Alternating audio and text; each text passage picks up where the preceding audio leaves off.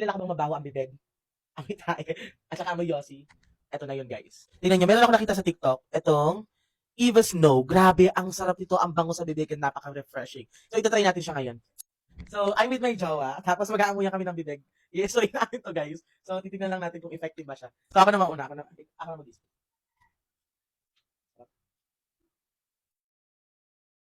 So, ang sarap, guys. Isa pa para effective. So, the moment of truth, guys. Mag-aamuyan na kami ng bibig. Mauna ka na. Wait lang. Dahan-dahan kasi.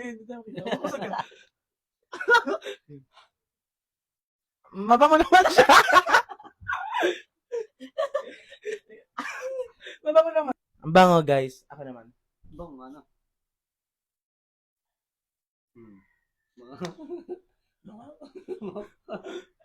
Hindi yung bibig, yung bako. Guys, honest feedback. Anong Masarap. masarap? Define masarap. Parang Anong lasa? Mental nga siya, mental.